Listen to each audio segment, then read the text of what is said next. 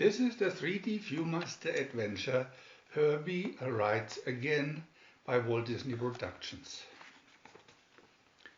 The most unlikely man in San Francisco to win first Law College's Humanitarian of the Year award was Alonzo Hawk, ruthless developer of downtown real estate projects.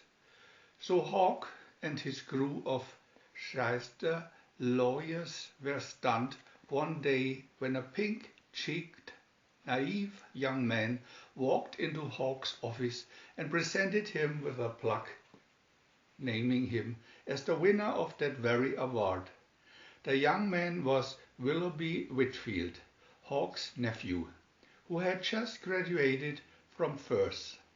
Hawk hired Willoughby on the spot. This dumb, idealistic kid would be useful to help Hawk solve his newest problem. VIEW-MASTER Reel 1.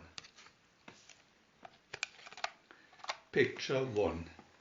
The problem was a stubborn little old lady, Grandma Steinmetz, the only obstacle preventing Hawk from breaking ground for his masterpiece, a 130-story office building. On the site stood a tiny, abandoned firehouse, and Grandma lived in it, and she wouldn't budge. Hawk had forgotten about Grandma until an embarrassing incident reminded him. The city's leading dignitaries and the press had been invited to Hawk's office to view the unveiling of a gleaming model of the skyscraper.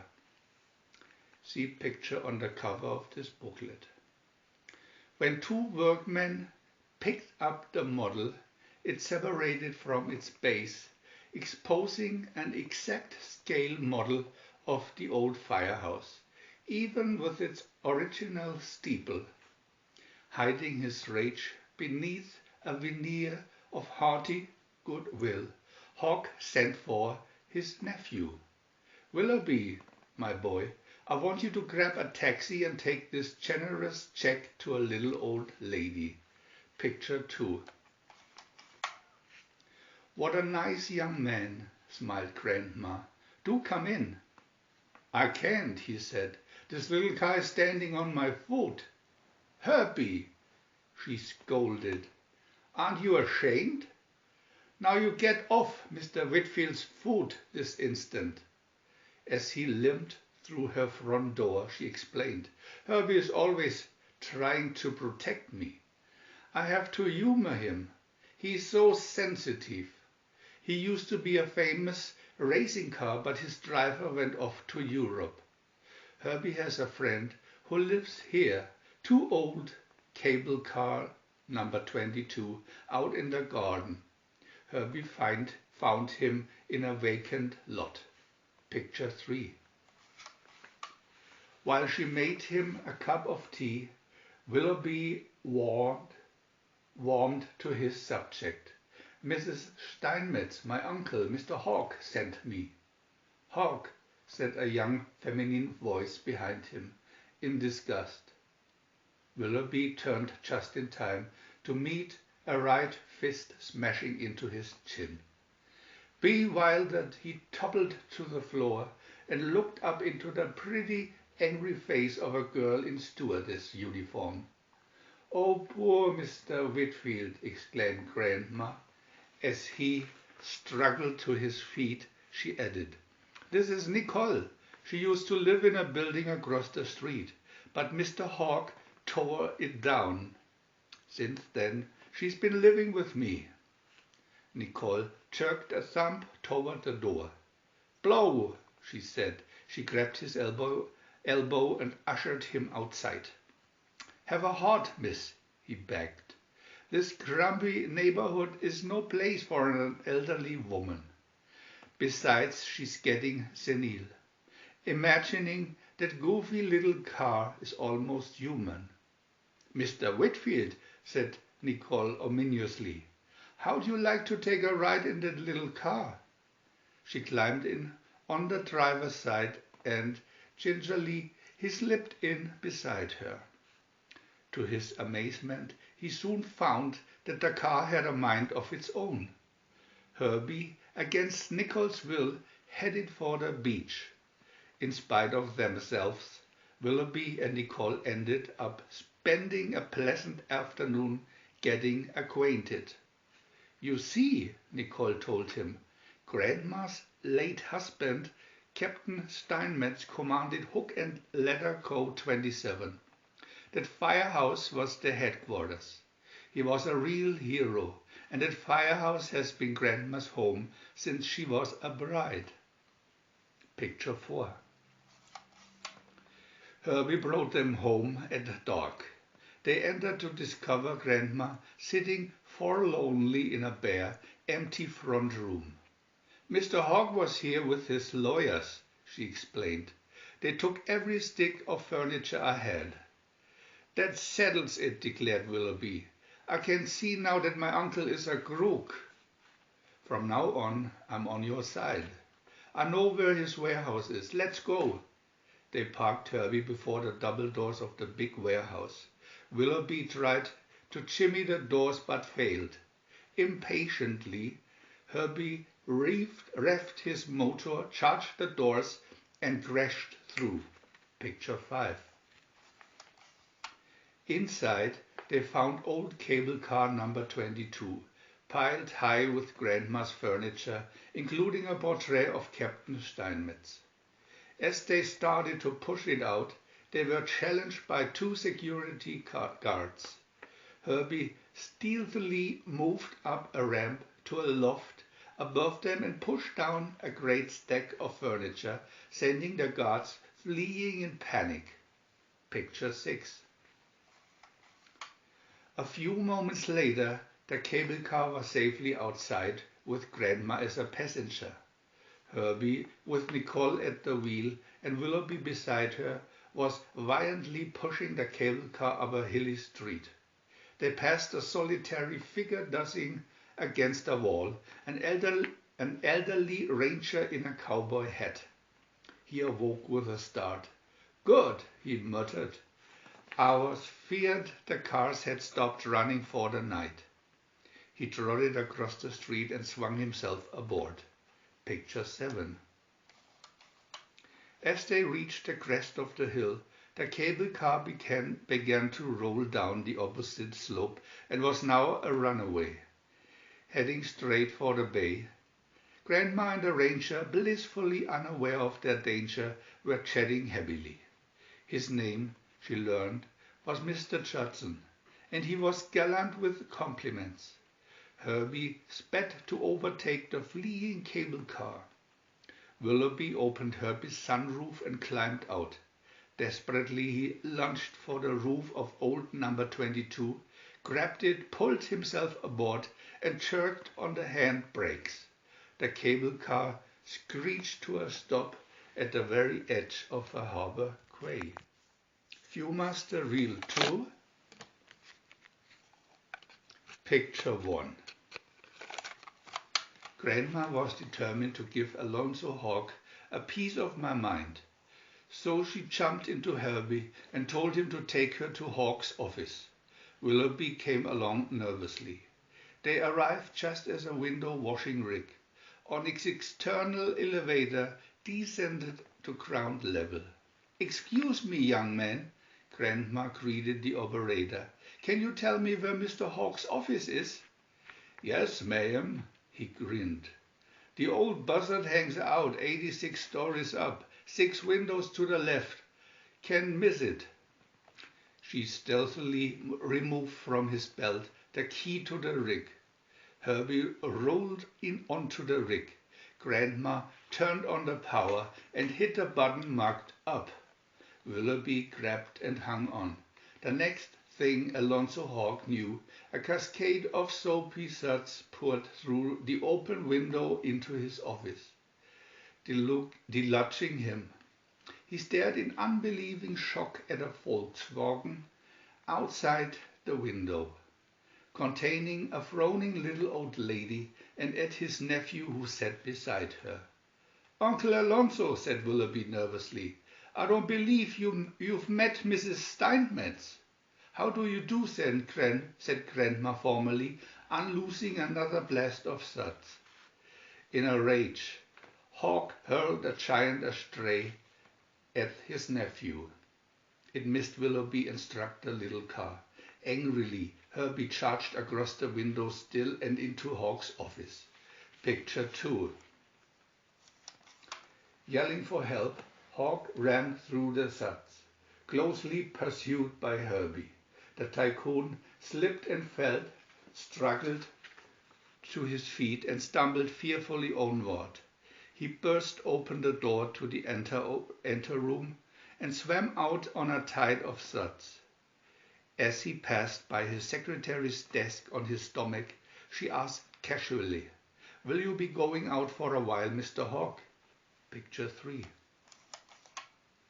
A bevy of chattering secretaries, hurrying to put their files away and leave for a coffee break, squealed in amazement as the foam-flecked figure of the big boss came galloping down the corridor toward them, followed by a sudsy VW, apparently being driven by a sweet little old lady.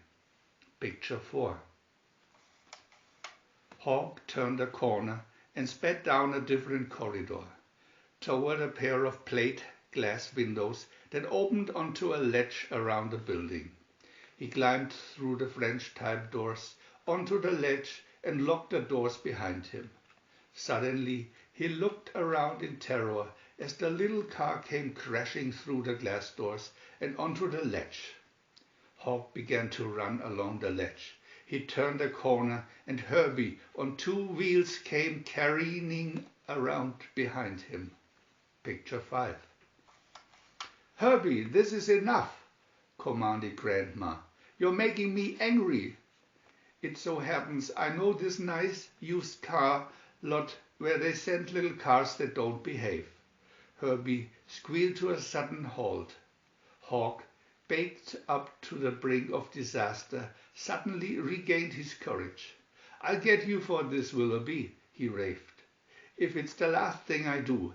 And I'll get that nutty old lady too." Picture 6. It was going to be open warfare from here on, and Willoughby, who had known his uncle's unlisted home address for years, because it was on his Christmas card list, called up Hawk's wrecking contractor that night, disguising his voice to sound like Hawk's, and ordered the man to knock down the building at 343 Oleander Heights first thing in the morning. This, of course, was Hawk's residential address. Meanwhile, Hawk was tossing fitfully on his bed. He couldn't sleep. He tried counting sheep, but as he dozed off they turned into Volkswagens with sharp teeth and ferocious expressions. He sat up in bed in a cold sweat. Again he dozed, and this time he was tied to a stake while whooping VWs waving their war clubs and tomahawks did a bloodthirsty dance. Picture 7.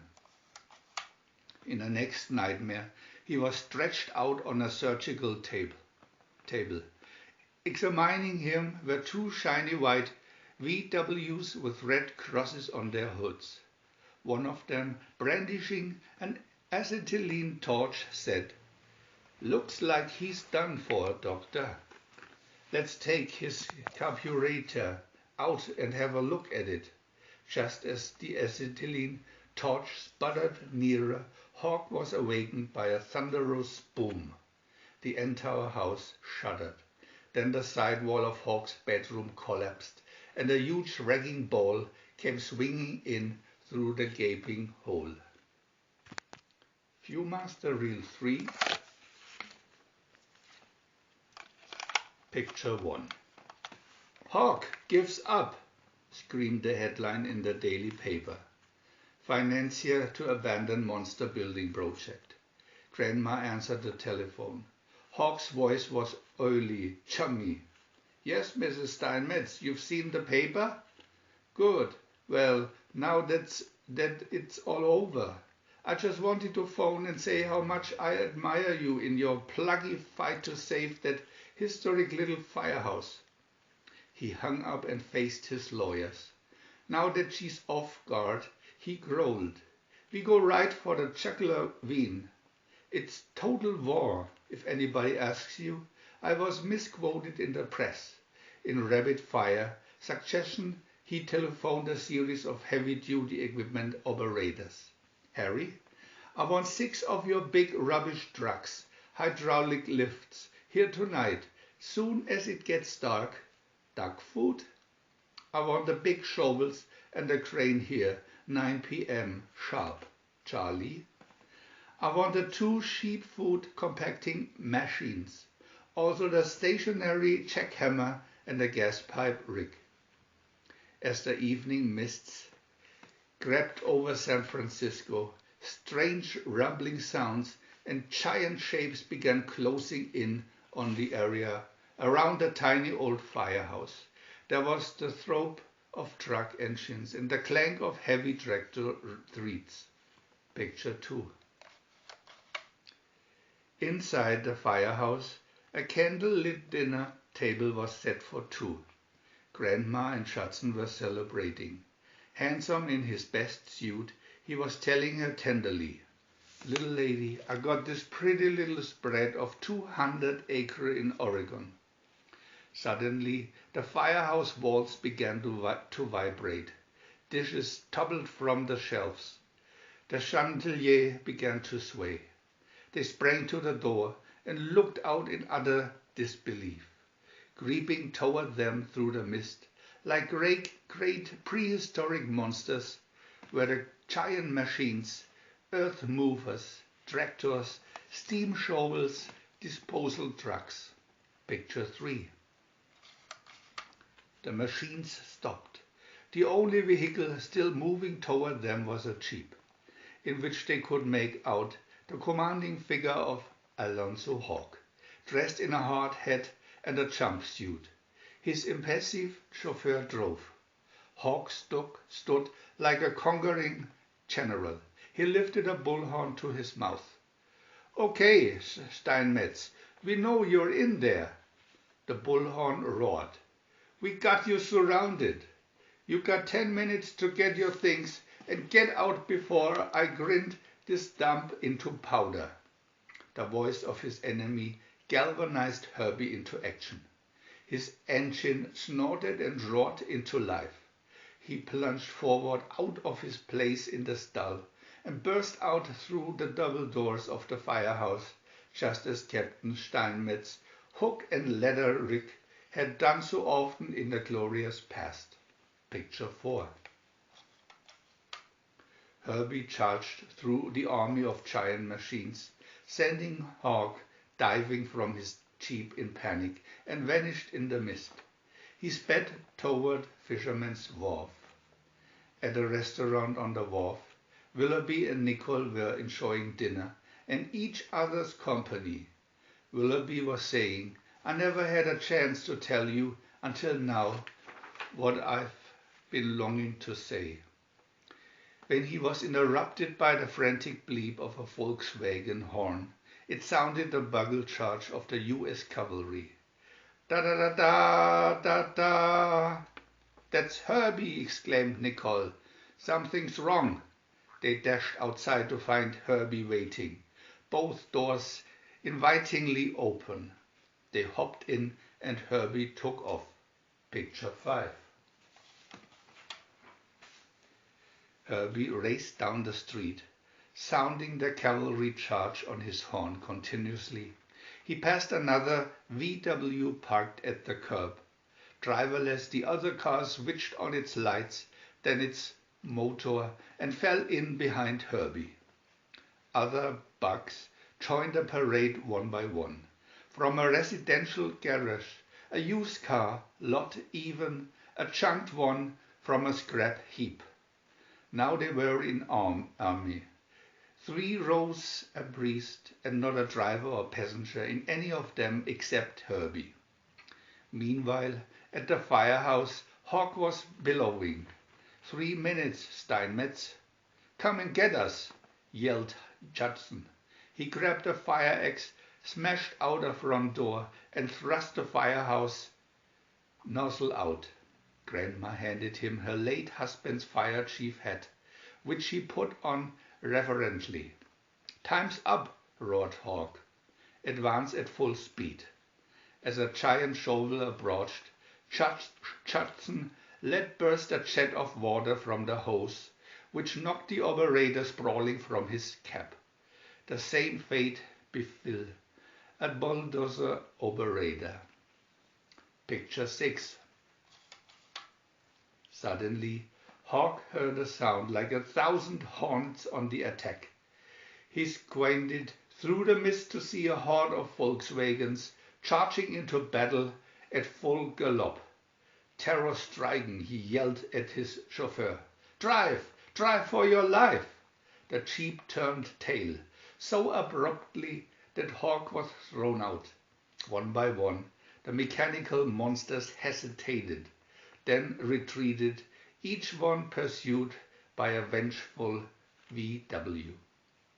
The last view Grandma and Judson had of Hawk was of the tycoon fleeing into the fog, a pack of VWs at his heels. Picture 7. The firehouse bell was ringing joyously, for it was a double wedding day. At the entrance, a double row of VWs was poised to form a long arc, like cadets' swords at a West Point Chapel wedding. Willoughby and Nicole came out in wedding attire, followed by Grandma and Judson. Both smiling couples walked through the arc of little cars to the front yard, where Herbie waited with doors and sunroof open.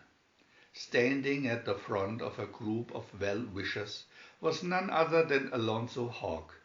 He pelted them with rice, rather more violently than necessary. Herbie moved away, trailing a clattering train of tin cans, tires and shoes. Two of the shoes, to Hawk's surprise, were his, and he was still wearing them. He went flying into the air as Herbie and the bridal party disappeared into the sunset.